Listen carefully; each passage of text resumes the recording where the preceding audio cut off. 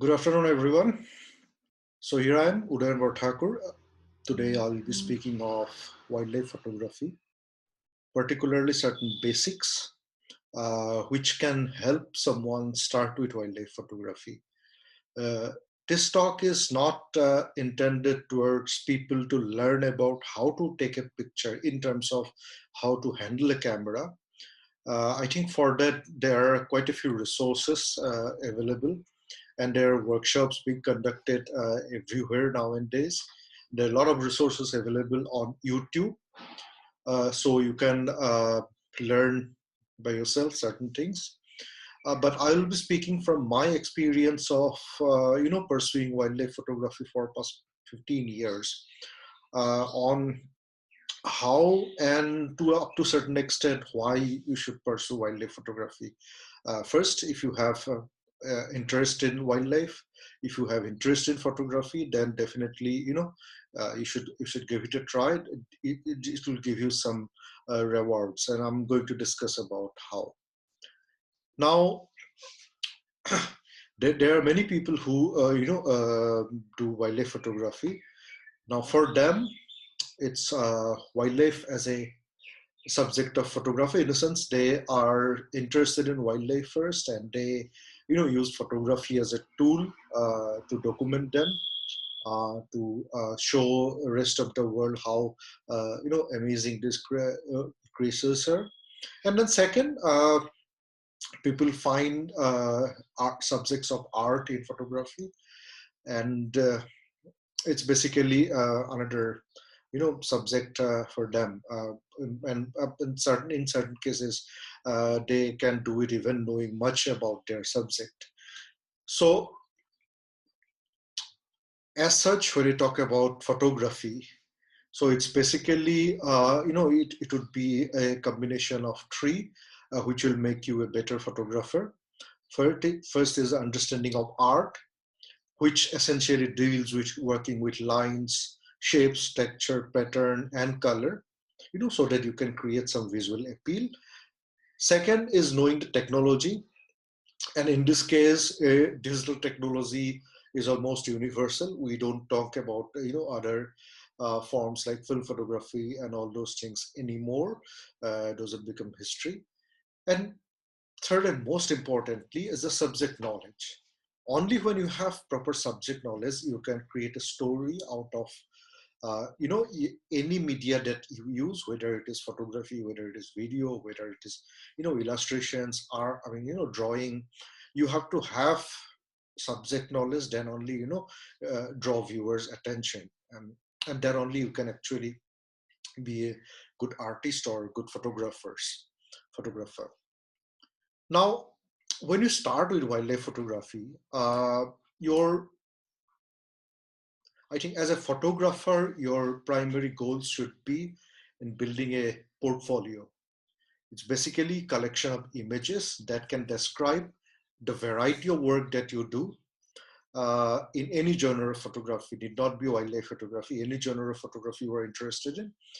It should basically reflect the variety of work that you do. Now, for that, you may have different aspects to be covered. Uh, so of course, I mentioned about understanding the subject. Now, for example, an image like this, uh, even a close-up is sufficient, because the photographer understands the subject, and he knows that those secretions from behind the eye means something. It depicts something. It relates to a particular condition of the animal, which is biologically and behaviorally important. So a close-up of that, tells a story. Now, sometimes it is just the ability to visualize things differently as a photographer, can help building you a diverse portfolio. Uh, you need to find elements that can draw viewers' attention. For example, unevenness within evenness is something that draws viewers' attention. Now here, for example, this deer,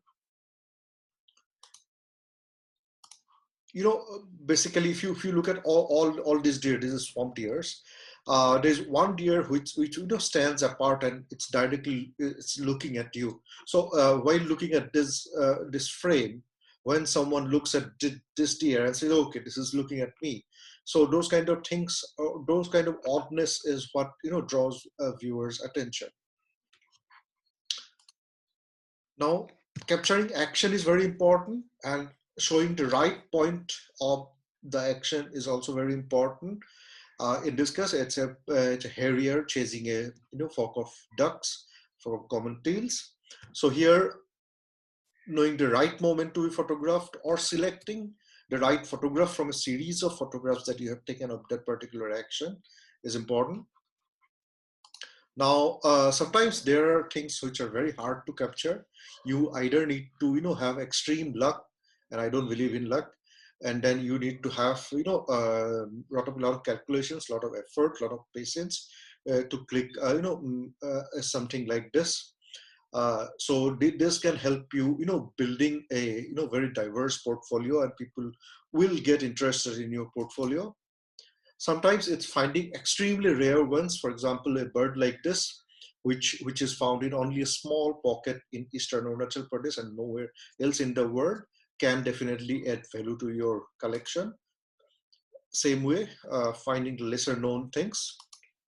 Uh, Sometimes, photography for a wildlife photographer or a wildlifer can just be a tool of exploration. You may end up finding new things, like this macaque species that we reported for the first time to India, the white cheek macaque. And this is the only known photograph of this particular giant squirrel called Miss giant flying squirrel. There is no other, this is the first other photograph of a living specimen of that animal. Sometimes certain you can capture behaviors that stand out. So why I'm talking about all this, because there are so many photographers nowadays. So people will just consider your images just like any other image. So you have to have certain elements in your photographs which will, for example, consider a situation like your images are being displayed among 100 other images in a gallery. Just some viewer will randomly walk around, look at all the picture. Your pictures have to have some element which will make the viewer, make the audience stop in front of your picture for some time and look at it. So for that, I mean, and that point of attention will be different for different viewers. Someone might be interested in knowing more about the animal. Someone may be just interested in the aesthetic part. Someone may be looking at the biological importance of that particular moment. So you cannot have different viewers with the same picture. So that's why diversity of work is important. Sometimes behavior that may stand out. For example, these are cubs of two different mothers interacting, which is a rare moment. There are certain moments of excitement which you can explain to viewers why this moment was very exciting to you. Maybe it was a close encounter, maybe it was a lot of tensed moment. So those kind of things attract viewers' attention. Sometimes you can use light and shadow and other things as subjects of art, even with very common wildlife subjects. Most importantly, relating your photographs to human emotions. I mean, this is something probably draws most of the viewers' attention, compared to all other biological or other important significances that, your photographs may carry. So a mother, for example, a mother-child relationship, something that, probably most of the viewers would be able to relate to themselves. So those kind of things appeal to them more. Sometimes subjects may determine your travel, subject may determine your destination, because in case of wildlife, there are certain species which are found only in certain areas. For example, this is a Javan slow loris, found only in the Javan islands of Indonesia. So those kind of things. I already showed this picture. Sometimes rare pictures also help uh, generation of awareness towards conservation. So, and these your pictures may be contributing a lot towards education and awareness generation. So this is a great this is a reason in itself to pursue wildlife photography. So coming to tips for beginners, I would say always start with the common, start with things that you get nearby. uh, it's not that to build or to start building a portfolio, to start building variety, you have to always enter national parks. It's not like that. In fact, in many of the places, actually doing wildlife photography is national parks and all those high profile wildlife sanctuaries. It's very expensive. I know we are already so much burdened with buying equipments for wildlife photography, which itself is a great expense. Then uh, for those who are born with silver spoon, for them it's okay. But then otherwise, spending thousands and thousands of rupees on those safaris and trips is not everyone's business. So start with things which are, and start also exploring unprotected areas. We have great area of wildlife in unprotected areas. So you can always, so you explore your own backyard. I mean, how many of you know that we have 80% of the global population of greater Adjunct stork in Guwahati. It's a critically endangered bird. Sorry, it's an endangered species. Uh, and then you can actually find rare moments. You can find rare birds near to you. There's Jordan's Baza, which is a relatively a rare raptor, which is just flying, in front of a person who is just going out on morning walk. Now, now coming to the things that you should be careful about is when to click a picture. You have to wait for the right moment. Now here, for example, an elephant calf walking towards the photographer, and there are lights and shadows. So if you don't wait and just randomly click a picture, then you'll probably end up not having the spotlight on that particular animal. So you have to wait, you have to calculate, you have to see the image before you click it. Then only you will be able to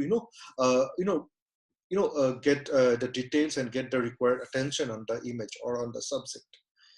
Now also try to capture different moods of animals. Sometimes just clicking a portrait image and okay, I got the picture of this deer, I don't need any more picture. It's not like that.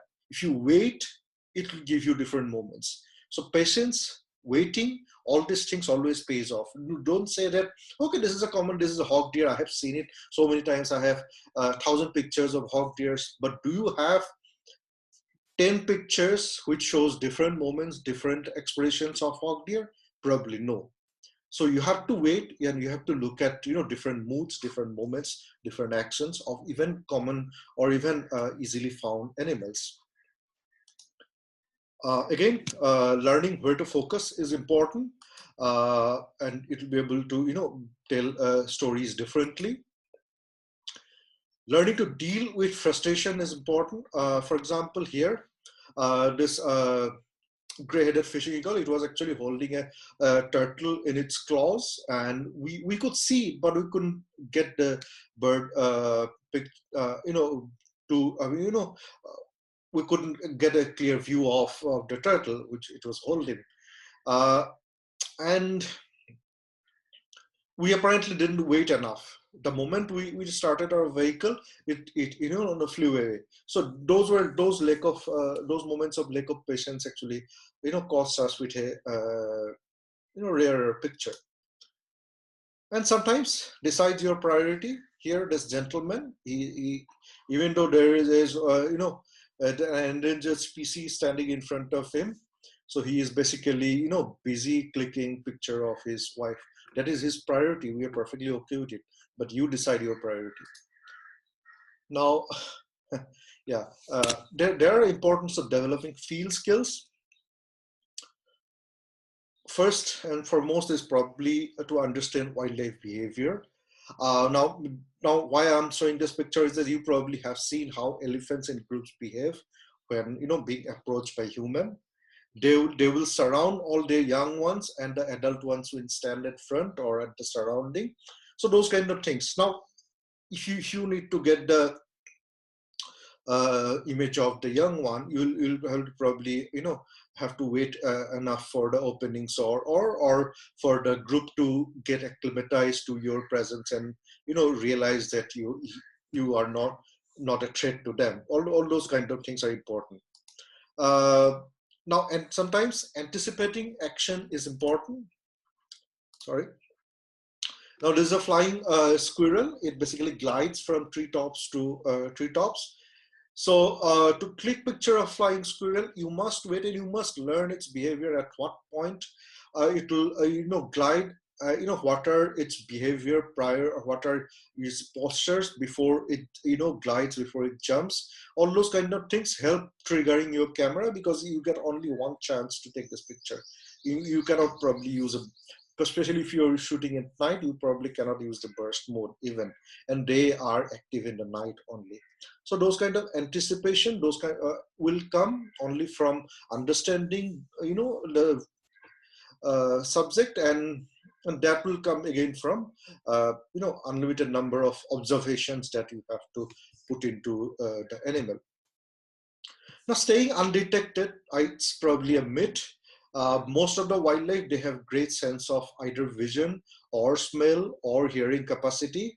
So it's, there are certain things like, of course, should try to be as discreet as possible, but don't be under the assumption that I can click a better picture if the animal don't see me. Rather, think of the ways how animal will not think of you as a threat. So those things are more important.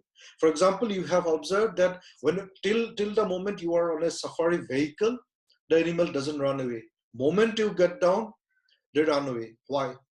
Uh, in both of the cases, it relates you to human presence. But why, if you get down, it run away, even from the same distance?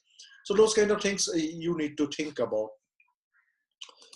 Uh, and most importantly, sometimes finding habituated animals which are already habituated can give you close-up pictures.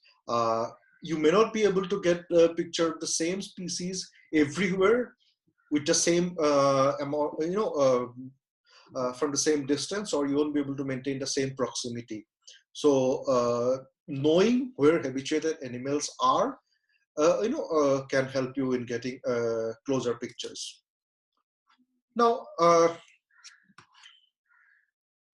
coming to basics of composition, uh, you know, I'll just brush through certain things and not much. Uh, Composition is basically about subject placement and using different elements in your frame. Now there are certain thumb rules that you can always take help of. One of the most universal and commonly used thumb rule is probably rule of thirds. Rule of thirds is when you divide your frame or photograph by two imaginary horizontal and two imaginary vertical lines.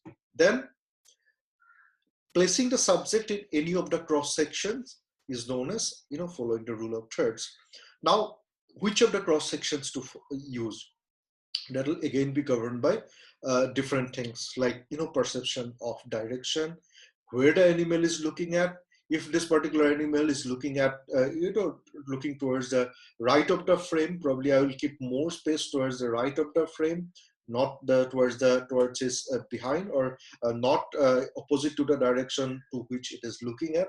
If I keep more space towards opposite of the direction to which it's looking at, it will probably be dead space. It won't add to the value of the picture.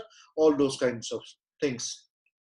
Again, in case of close-ups, also rule of thirds can be followed by by taking into account the position of the eyes. So whenever you are taking head-on shots of animals like this, eyes are the first thing that people or viewers notices. So placing the eyes in the right place in the frame makes most of the sense. Now again, perception of direction can be used as a tool to compose an image. For example, if a bird is flying, you can keep more space towards its front to show where the bird is flying. So it gives the viewers a perception of direction. But sometimes it's not always the same. Sometimes you may even have more space towards is opposite to the direction to show something else which can appeal more to the viewer. In this case, this trail of trail being made by the bird on the water. Now you can again use foreground and background elements to create sense of depth. Here in the same frame, if I'm keeping this stump at the foreground, it gives greater sense of three-dimensionness compared to if I take the picture like this. So it sometimes adds to the value of the picture. Sometimes you can use foregrounds and backgrounds differently. Now you can always use foreground elements to draw viewers' attention towards the subject. Then placing the horizon at the right angle is also important. In this case, always try to place the horizon, parallel to the frame, so that helps. Creating some sort of evenness in the frame. And always, in middle of all those rules and all those things, always try to think differently. Then only, you can create your diverse portfolio and make people, or keep people interested in your work. Now, certain basics of equipments. There are different types of cameras like SLRs, mirrorless cameras nowadays. They have come up. The bridge cameras or compact cameras, where you cannot change the lens, but they may have good amount of functionality as close as the SLRs. Then we have compact cameras and camera phones and all those things. Almost anything can be used as a tool as long as you know what you are doing or what are the equipment requirements. It's not like sometimes even with a camera phone you can do wildlife photography. For example, people are doing wildlife photography with wide angle lenses. There's entirely different discipline of doing wildlife photography with wide angle lenses. So why not with a camera phone? You can, but you have to know your things beforehand, how to do it, what are the things that you have to follow, or what are your limitations, all those kind of things. Now, while choosing, equipment, there are certain things that, you can always, things that you can keep in mind. I'm talking only in terms of choosing a digital SLR or a mirrorless camera, for example, which is the latest trend. Now, of course, these are my priorities, so others' priorities may be different, and some other photographer may tell you slightly differently, but I'm just talking from my experience. First, I always give priority to image quality. Now, image quality comes from different factors. You have to look into that. Now, high ISO performance also adds to image quality. So if a camera body performs better at high ISO, that means it will give me better pictures in low light condition. So those kind of things I'll always prefer. Whether I'm buying a full frame camera body or a crop frame camera body would depend on, what are the uses I'm going to do with that camera body. What is the focusing efficiency? What is the frame per rate? That means how many pictures the camera can take in 1 second in burst mode or the continuous shutter release mode. How efficient it is for handling, and then how robust it is. It's very important. Robustness is very important in wildlife photography because you're going to abuse your camera. You will probably expose it to various environmental elements. So those kind of things are important. Now, when considering lenses, of course, the focal length is the first thing. Whether I'm going to buy a 40 mm or a 400 mm would depend on what kind of photography I would be doing. But for wildlife photography, we commonly assume that anything, at least a lens with 300 mm or above is useful in, because you cannot approach wild animals after a limit, of course, with exceptions. But then again, there are always requirements of more than one lens. Now, whether you will buy fixed focal lenses, that means prime lenses, or variable focal lenses, or zoom lenses. If you are not buying more than one lens, zoom lens is a good option. Personally, I'm a fan of zoom lens, even though I have prime lenses.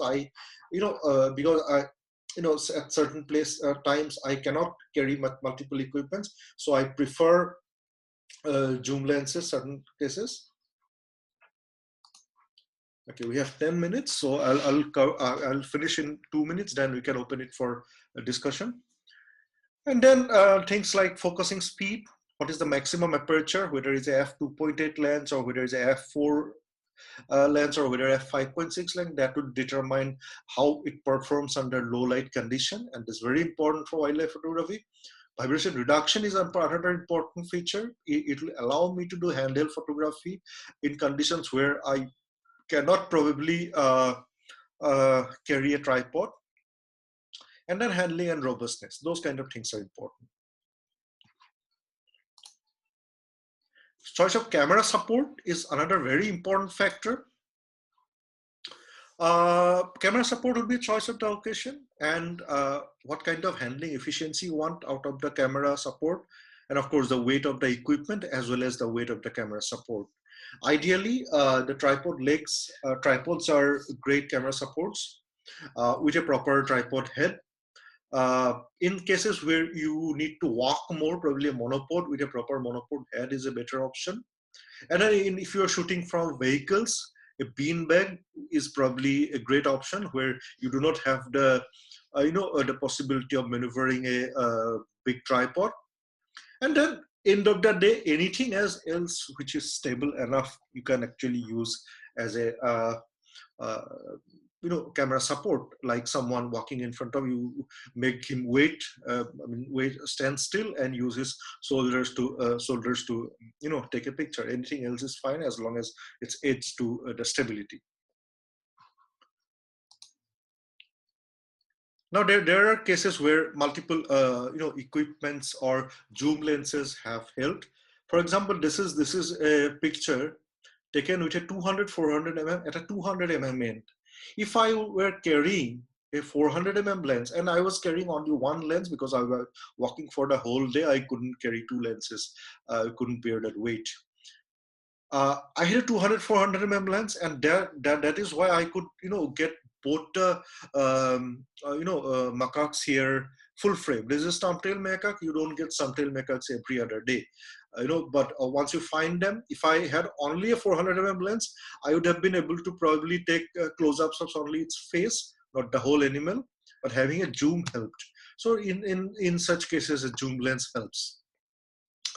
But in certain cases where you need to work with extremely tough subjects, like very fast animals, a prime lens is probably a better option, because these are fast in terms of its low light capacity as well as in terms of its focusing efficiency. So focusing on a bird like this, which flies so fast, is probably it will be easier to be done with a prime lens than a zoom lens. You can do it with a zoom lens, but prime lens is a better option. Carrying two lenses, it's very important sometimes. If you do not have the options of going back and forth, then you can, for example, this is the first image of golden langur. I took it with a 400 mm prime lens. And then since I had another lens, 7200 mm lens, I could also click a full body view of the animal from the same position. So sometimes carrying two bodies and two cameras helps a lot in wildlife photography. Now, I'm not going to discuss much about how to control exposure and other things today, because these you can always learn from various sources. I'll just keep all this. What I want to mention that it is not always from outside, wildlife photography looks like a very glamorous business. I'm not talking only in terms of earning money, but also in terms of showing your adventure skills and those things. But it's not always I mean, people who have done it knows through what kind of conditions they have to go through to get pictures. Sometimes you have to put your life on the line to go to a place and to get a picture of a rare animal.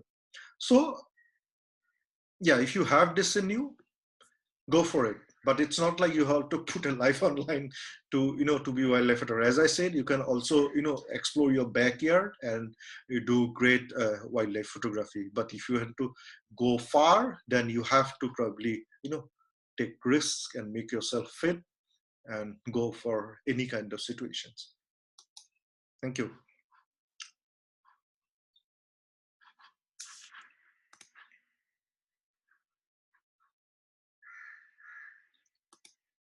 So I think I can now answer some questions. We have probably how many minutes left?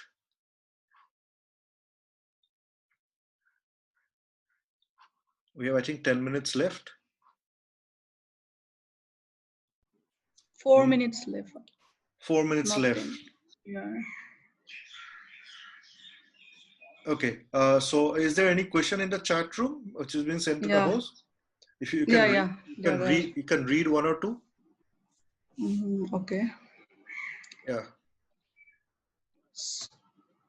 Wait a second.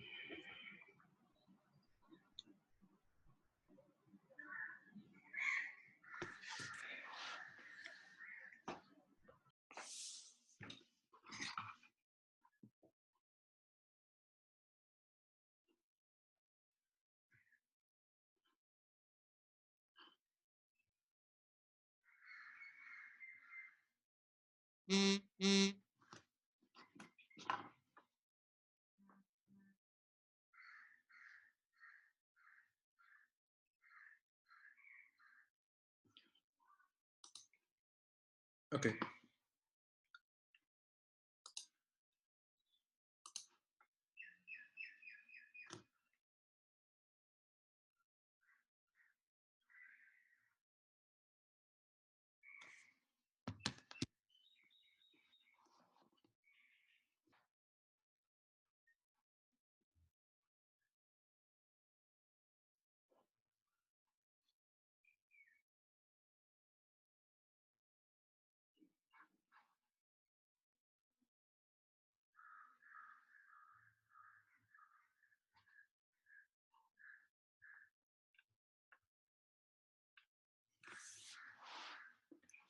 Sorry, I can't see any question directed to.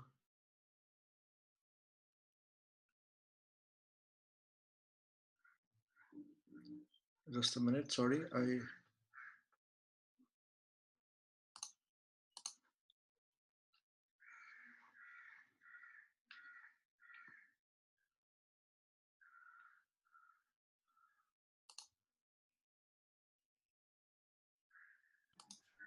Hello.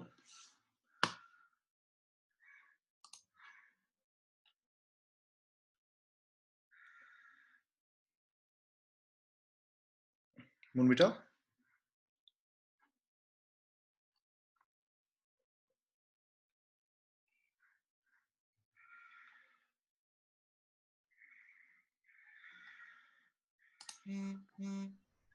Hello. Can you hear me? Yeah, I can hear now. Okay. There's, Okay. uh-huh. Yeah. So there is one question. Yeah, I can read. Yeah. So how to start upgrading your equipments? Is it advisable to start with a point and shoot first and polish skill? Depending on a lot of things. What's your budget? How soon you can upgrade? All those kind of things. It's always good to start with anything that you have in hand or your budget permits. If your budget permits buying a decent digital SLR, go for it. Otherwise, if you think you will just start with a basic camera and then you decide how much you can afford later or how much you get into that particular uh, practice of photography, then you upgrade. Yeah, that's all. I think we have less than 1 minute, so we won't be able to take any pictures. Sorry, we won't be able to take any questions.